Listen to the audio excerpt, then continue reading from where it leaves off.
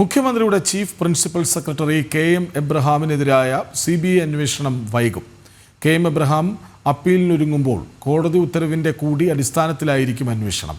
CBI അന്വേഷണത്തിനുള്ള ഹൈക്കോടതി ഉത്തരവിന്റെ പകർപ്പ് CBIക്ക് ലഭിച്ചിട്ടില്ലെന്നും അറിയുന്നു. വിവരങ്ങളുമായി ജിജീഷ് കർണാനൊപ്പം ചേരും. ജിജീഷ്, എന്താണ് വിവരങ്ങൾ? കെ.എം. എബ്രഹാമിനെതിരെ ഹൈക്കോടതി CBI അന്വേഷണത്തിന് നിർദ്ദേശം നൽകിയിരുന്നു. അഴിമതിയുമായി ബന്ധപ്പെട്ട പരാതികളിലായിരുന്നു ഇത്തരത്തിലുള്ള ഒരു നിർദ്ദേശം കോടതി നൽകിയത്. അത് 2015 ധനകാര്യ വകുപ്പ് അഡീഷണൽ സെക്രട്ടറി ആയിരുന്ന കാലത്ത് വരവിൽ കവിഞ്ഞ സ്വത്ത് സമ്പാദിച്ചു എന്ന പരാതിയുടെ അടിസ്ഥാനത്തിലായിരുന്നു ഇത്തരമൊരു നീക്കം. എന്നാൽ ഇതിനെതിരെ അപ്പീൽ നൽകാനുള്ള നീക്കങ്ങളാണ് ഇപ്പോൾ കെ.എം. എബ്രഹാം ആരംഭിച്ചിരിക്കുന്നത്. ഇതുമായി ബന്ധപ്പെട്ട് അഭിഭാഷകരുമായി നിരവധി തവണ കൂടിക്കാഴ്ചകൾ നടത്തുകയും ചെയ്തു.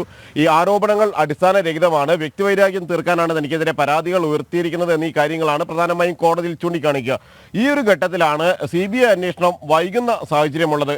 CBI വൃത്തങ്ങൾ തന്നെ വ്യക്തമാക്കുന്നത് ഇതുമായി ബന്ധപ്പെട്ട് ഇനി അപ്പീൽ പോകാനിരിക്കുന്നു. അപ്പീൽ പോകാനുള്ള ശ്രമങ്ങൾ നടത്തുന്നുവെങ്കിൽ അതുകൂടി കഴിഞ്ഞതിന് ശേഷമായിരിക്കും അന്വേഷണത്തിൽ ഒരു നിർദ്ദേശമുണ്ടാവുക. മാത്രമല്ല, ഏതെങ്കിലും ഒരു അന്വേഷണ ഉദ്യോഗസ്ഥനെ ഈ കേസ് ഏൽപ്പിച്ചുകൊണ്ട് തുടരന്വേഷണത്തിലേക്ക് നീങ്ങണമെങ്കിൽ ഹൈക്കോടതി സിംഗിൾ ബെഞ്ചിന്റെ വിധിക്കെതിരായ അപ്പീൽ കൂടി അതിലൊരു അന്തിമ വിധി വരണം. അതിന്റെ പകർപ്പുകൾ ലഭിക്കണം. ആ പകർപ്പിൽ എങ്ങനെയാണ് അന്വേഷണവുമായി ബന്ധപ്പെട്ട കാര്യങ്ങൾ വിശദമാക്കിയിരിക്കുന്നത് എന്നുകൂടി പരിശോധിക്കേണ്ടിയിരിക്കുന്നു.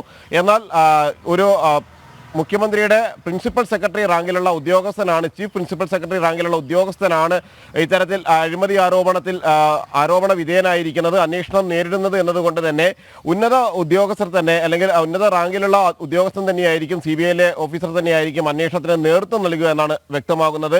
അഡീഷണൽ SP അടക്കമുള്ള ഉദ്യോഗസ്ഥർ ഈ ഒരു അന്വേഷണത്തിന് നേതൃത്വം നൽകും. എന്നാൽ നിലവിൽ ഈ കേസുമായി ബന്ധപ്പെട്ടുകൊണ്ട് CBI FIR ഇട്ട് രജിസ്റ്റർ ചെയ്ത് തുടർ നടപടികളിലേക്ക് കടന്നിട്ടില്ല. കാരണം CBIയെ സംബന്ധിച്ചിടത്തോളം മറ്റു നിരവധി കേസുകളുടെ ഒരു ബാഹുല്യമുണ്ട്. നിരവധി സാമ്പത്തിക തട്ടിപ്പ് കേസുകൾ നിലവിൽ അന്വേഷിക്കുന്നുണ്ട്. പലതിൻ്റെയും അന്വേഷണം അവസാന ഘട്ടത്തിലുമാണ്. പ്രത്യേകിച്ച് പോപ്പുലർ ഫിനാൻസ് കേസിൽ അന്വേഷണം നടത്തി പല സ്റ്റേഷൻ പരിധികളിലായി ആയിരക്കണക്കിന് കേസുകളാണ് CBIക്ക് മുന്നിൽ എത്തിയിരിക്കുന്നത്. ഓരോ കേസിലും പ്രത്യേകമായി തന്നെ കേസുകൾ രജിസ്റ്റർ ചെയ്ത് അന്വേഷണം മുന്നോട്ട് പോകുന്നു. ഒപ്പം തന്നെയാണ് മറ്റ് കേസുകളുമായി ബന്ധപ്പെട്ട് സാമ്പത്തിക തട്ടിപ്പുകൾ, അഴിമതി കേസുകളുമായി ബന്ധപ്പെട്ട അന്വേഷണവും കൊച്ചി യൂണിറ്റ് തന്നെയാണ് നടത്തുന്നത്.